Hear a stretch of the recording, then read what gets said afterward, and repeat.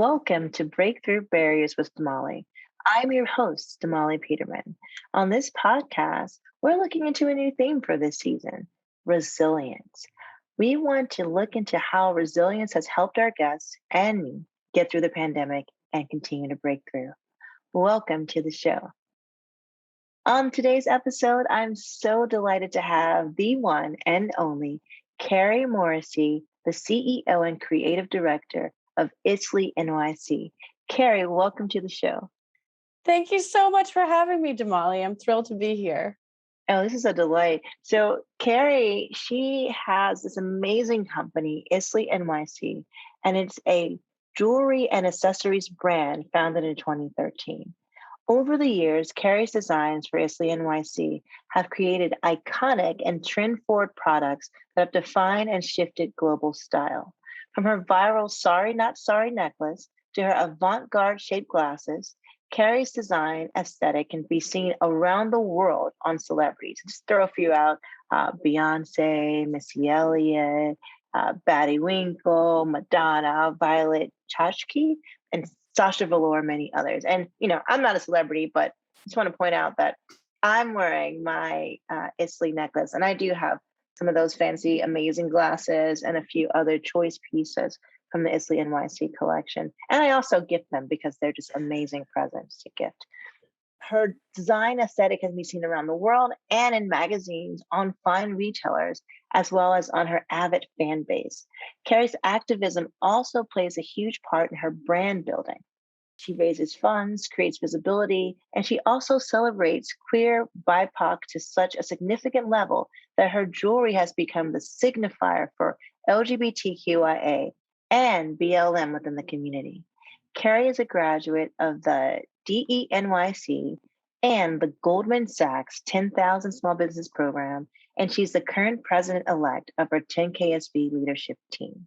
Wow, Carrie, you have done it all, and we are so excited to have you on the show.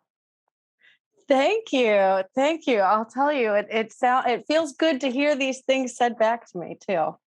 Well, you've earned it. And it's one of those things that you should just take a moment to listen to your accomplishments. You've earned it. You have earned it. And I always like to start by telling our listeners how I know our guests. Carrie and I know each other because we were in the same cohort for the Goldman Sachs 10KSB program. We had opportunities to get to know each other, to work together, to support each other's businesses. And I can tell you without a shadow of a doubt, she's one of the most amazing, dynamic people I've ever met.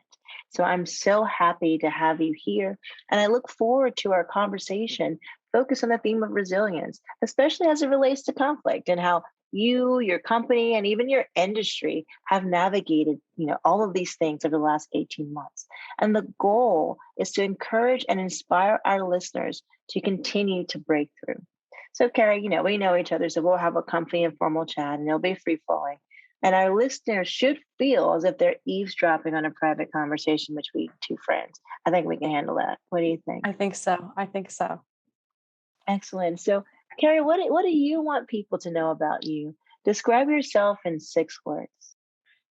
Okay. So in 6 words, I am resilient, fun-loving, inspiring, a leader, joyful, and irreverent. Oh, I love that list, from resilient to irreverent. And so, you chose some interesting words that I definitely believe and agree describe you for certain. So tell us a little bit more about why you're here. How did you get into this field? How did you get here? Sure. So I was originally in corporate fashion for a bunch of years, and I really didn't find any personal satisfaction from it. Really quite miserable. And I was part of a mass layoff in 2010. And over the next several years was trying out different kinds of ways to make my own path. And so by 2013, I had figured out ISLYNYC. I had started doing laser cut acrylic jewelry and was finding a niche in a market that was pretty saturated with brass jewelry, gold jewelry, fine jewelry. And I found that there was not a lot of expression happening within costume jewelry that had any real point of view, and really nothing in laser cutting. So I was able to start creating my own path. And I think that that's really what brings me personal satisfaction. So throughout time, that's really been my main focus. When I used to go to interviews for jobs, they'd say things like, "Where do you see yourself in 5 years?" And my response would be, "I want to be happy. I see myself doing something that gives me joy and makes me happy." And none of them ever thought that was a good response. So they were like, this is a corporate job, right? And I'd be like, yeah, so maybe this isn't the right spot. But I still tried, because I do feel it's good to try things to find out the answers.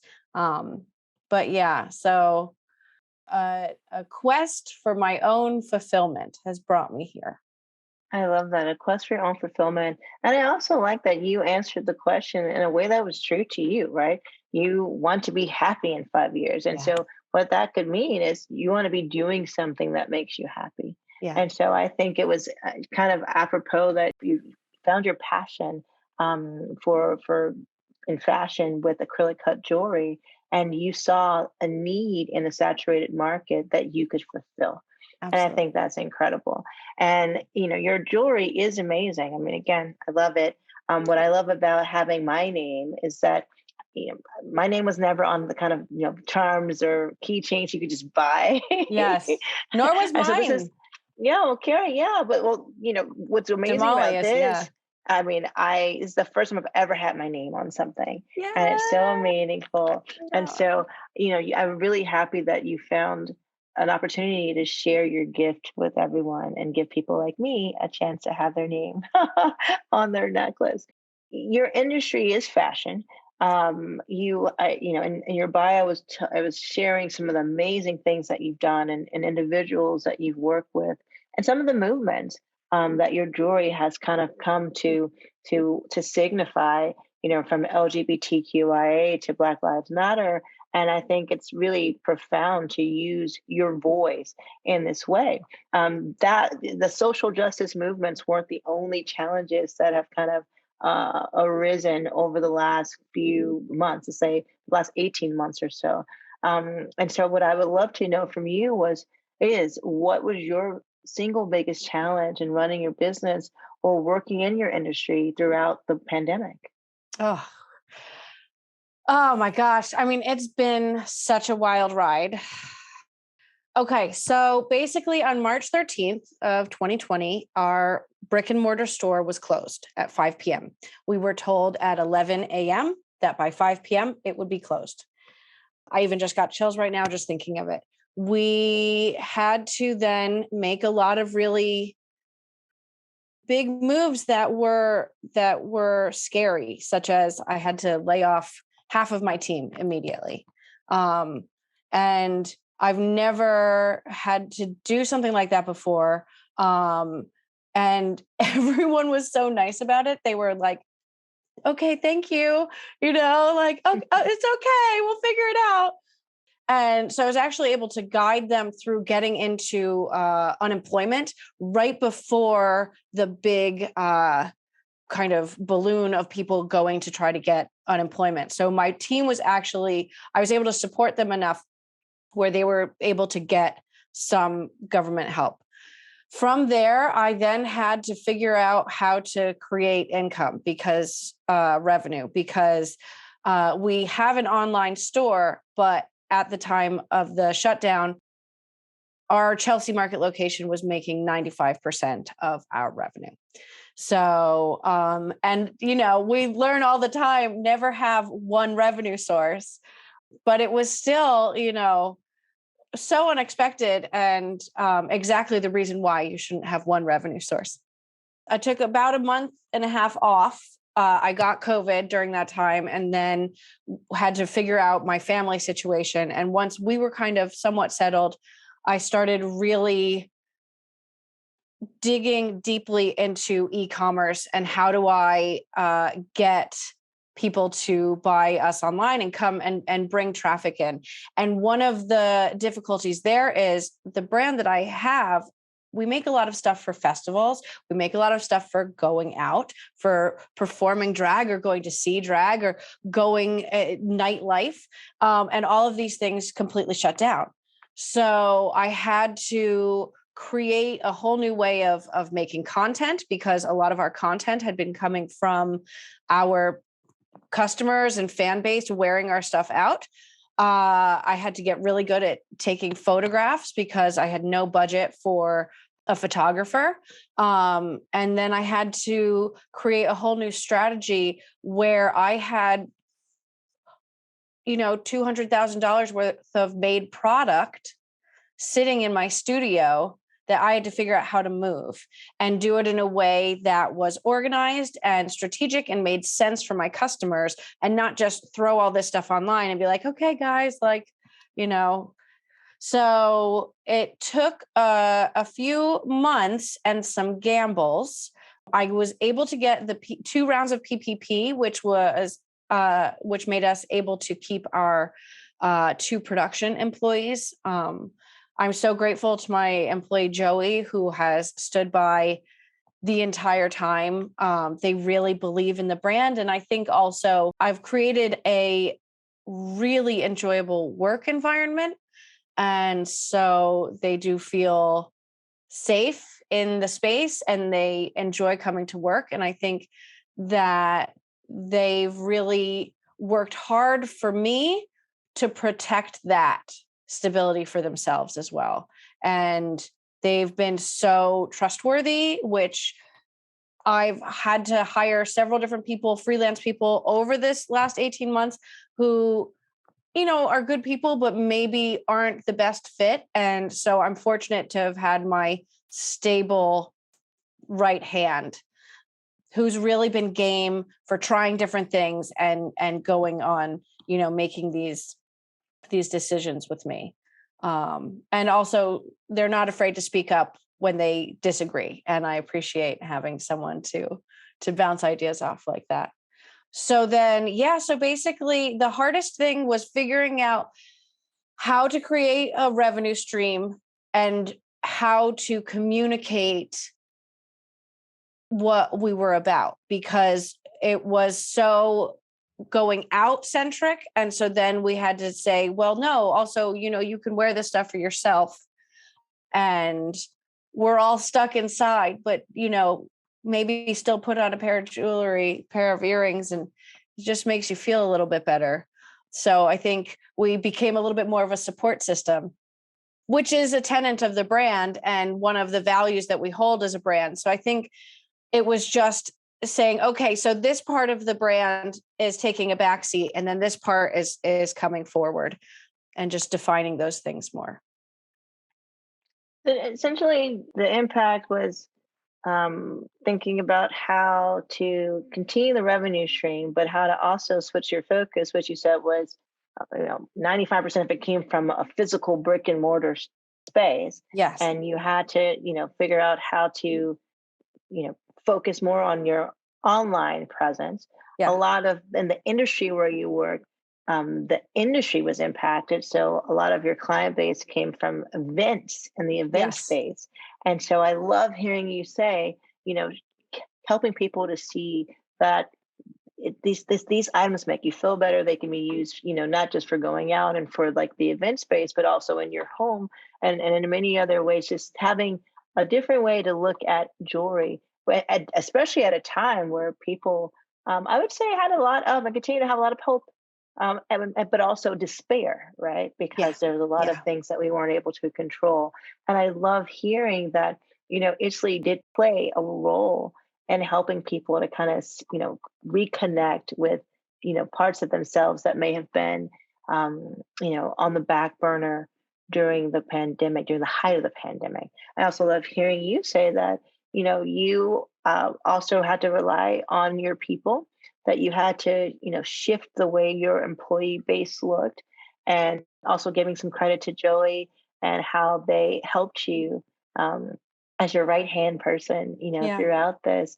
So I just love hearing different facets of what you experience as a business owner. And you also mentioned trying to navigate your family life as well. And you said you also contracted COVID. So all these things are happening, and you, like that Elton John song, are still standing, Carrie.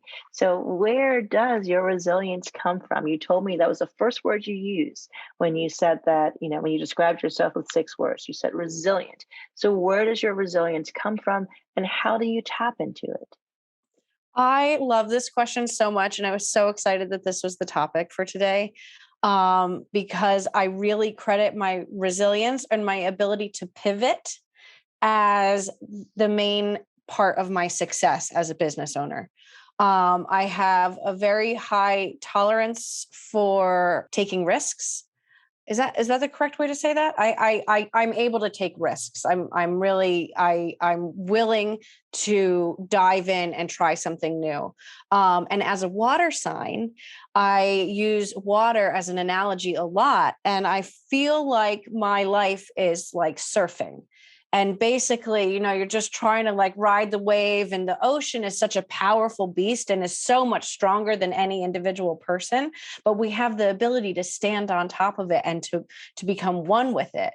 And I feel like business ownership and life in general really, I mean, as the pandemic has shown us, throws a lot of things at you that you can't necessarily expect in the first place. Over the years of owning my business, there have been many decisions I've made and ways that I've had my business. So when I started in 2013, we were a wholesale business. We did trade shows. We had showrooms that we were in. We were, going to do Paris trade shows and New York trade shows, and making a lot of gambles and spending a lot of money to create relationships with retailers that in a very volatile industry. So you would make a relationship with a buyer from like Urban Outfitters who would love my stuff and purchase 1,000 pieces of something.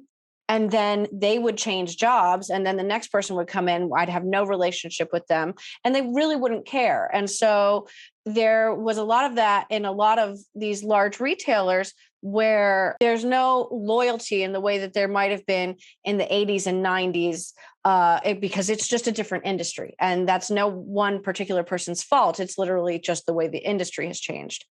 With that being said, one of my first pivots was to decide to become direct to consumer. So instead of going to trade shows, I started doing more pop-ups and trying to create relationships directly with my customers and start to hear what they want from us more. From doing that, I was able to find that there was a lot of excitement from the LGBTQIA community. And it's something I'm a part of.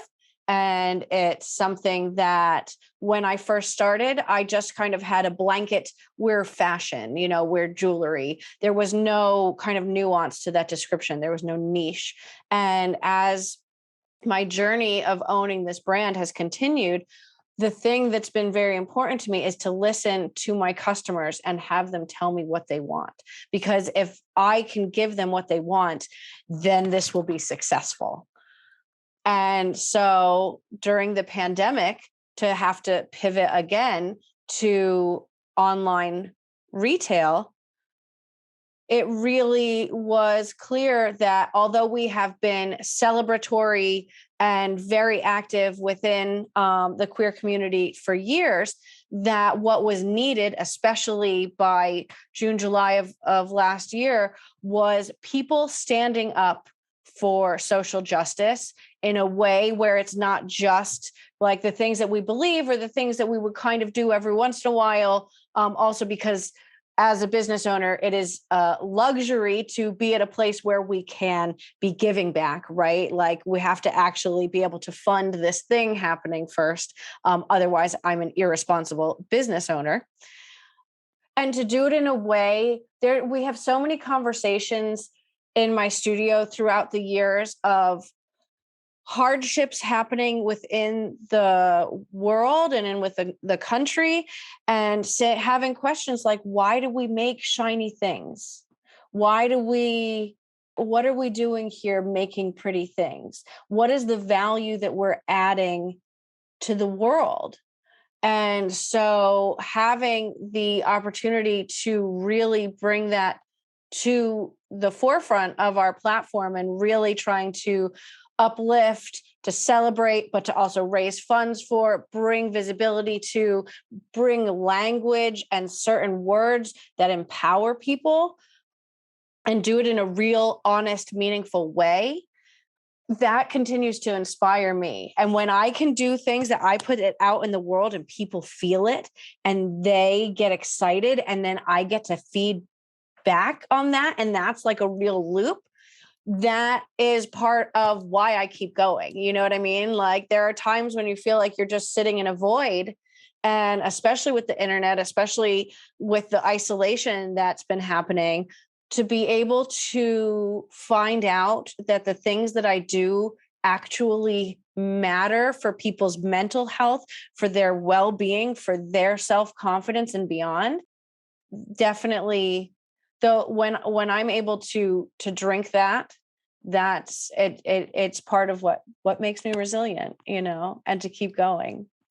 That's excellent. And I love hearing that essentially you're the queen of pivots, if you will. You told me you Yes. pivoted from wholesale to direct to consumer to online retail, and that making sure you have your finger on the pulse of what your customers want, right, is always something that has helped fuel your passion. And also getting that feedback. You mentioned kind of that feedback loop, and also seeing the impact that your work, your jewelry, your social justice, positions, etc., the impact those things all have on the communities that you serve. It's something that helps you maintain your resilience. And I want to add something to that too, because I mentioned this earlier in your bio, that you are the president-elect of your Goldman Sachs 10KSB cohort, which I'm a member of. And what I want to also shout out about your resilience, Carrie, is that you also, not only are you a leader in your industry and the fashion world in various communities which you support the movements and are a part of, but you also are a leader within the Goldman Sachs 10KSB cohort, and you had to also help others navigate the pandemic while you were navigating it too. And so I just want to point out that that was amazing. We brought the group together for conversations, for when it was safe to meet up, to try to figure out how we could help support each other.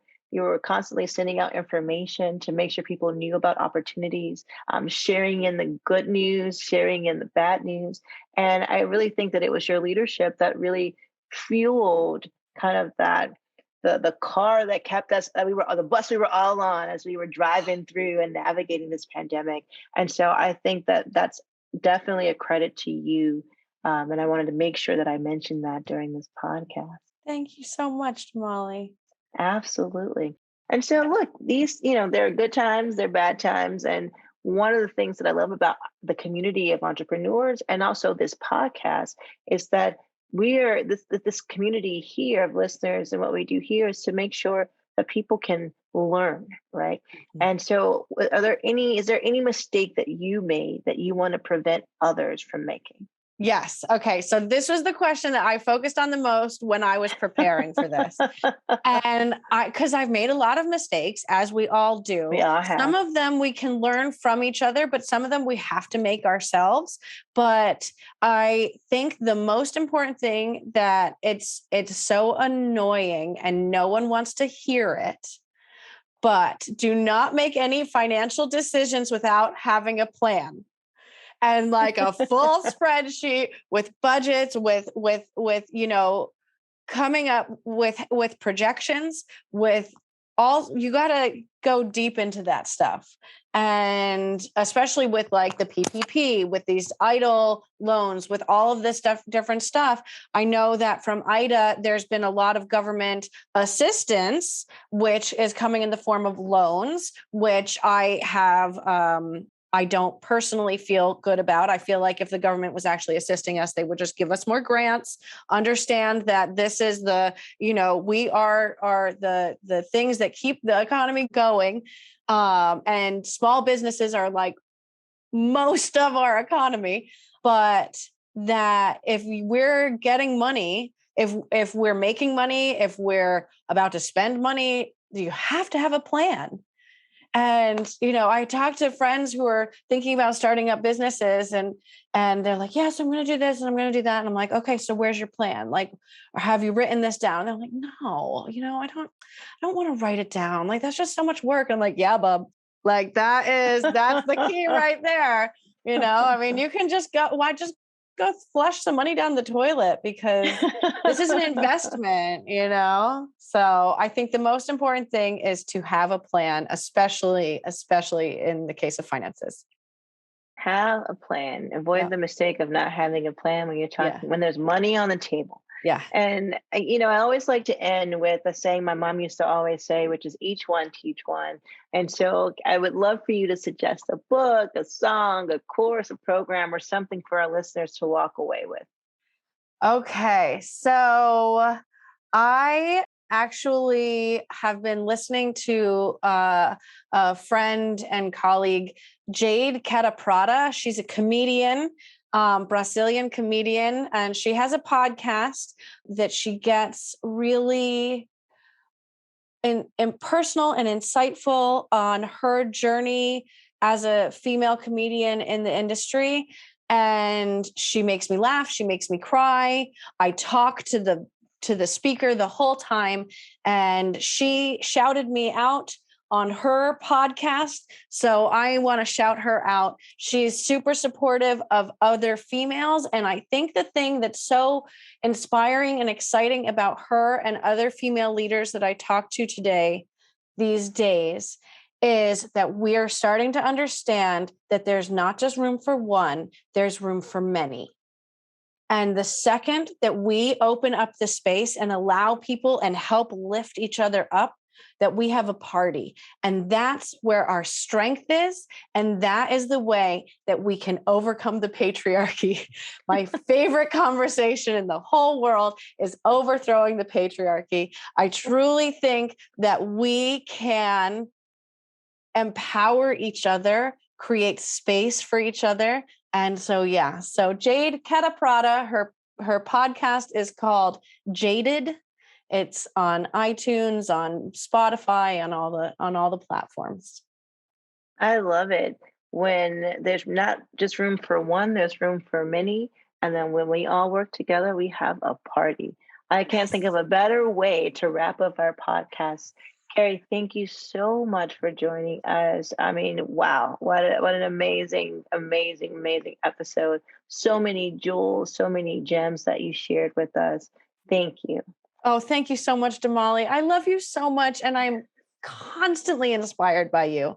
You really give me so much strength and so much joy, and I just adore you, and I am grateful that I get to know you. Oh, likewise. I feel exactly the same. And I just think this is just the beginning. We still have so much more to do and so many more pivots to make, right? Yes, as we continue to navigate the world. And so thank you so much to our audience for tuning in. I am your host, Damali Peterman. It's great to be joined by Carrie Morrissey of ISLYNYC. And this is Breakthrough Barriers with Damali. Continue to break through and have a wonderful day. Please follow us on Twitter, Facebook, Instagram, and LinkedIn at Breakthrough ADR. That's the @ BREAKTHROUGH, capital A, capital D, capital R.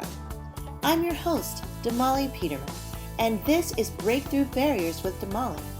Although I am a lawyer, mediator, and an educator, and many of my co-hosts will represent various professions, we want to be clear that we are not providing legal advice, counseling, or suggestions.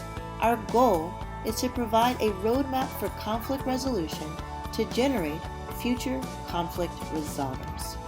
Continue to break through and have a wonderful day.